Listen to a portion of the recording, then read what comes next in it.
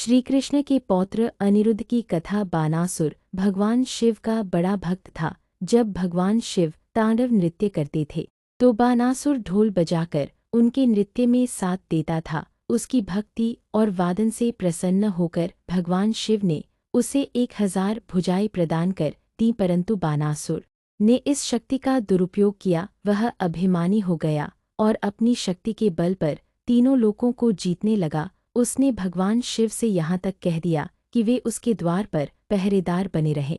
बानासुर की एक सुंदर पुत्री थी जिसका नाम उषा था। एक रात उषा ने अपने सपने में एक सुंदर राजकुमार देखा और उससे प्रेम करने लगी। जागने पर वह उसी राजकुमार के बारे में सोचती रहती थी और उदास रहने लगी।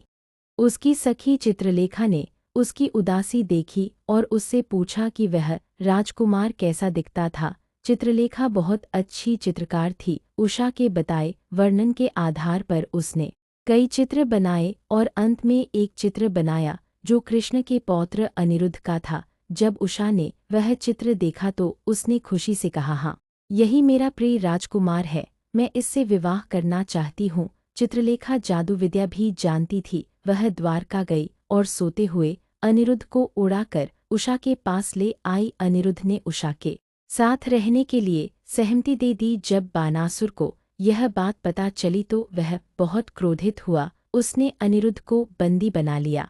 दूसरी ओर द्वारका में 4 महीने से अनिरुद्ध लापता था, इसलिए वहां चिंता फैल गई। कृष्ण और बलराम की सेना तैयार हुई और बानासुर के विरुद्ध युद्ध छिड़ गया। युद्ध में भगवान कृष्ण का सामना स्वयं भगवान शिव से हुआ।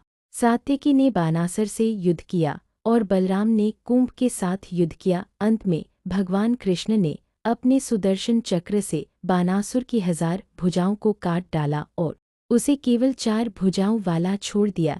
युद्ध समाप्त हुआ। इसके बाद उषा और अनिरुद्ध का विवाह हुआ और दोनों का द्वारका में स्वागत किया गया। शिक्षा कहानी का सार संदेश।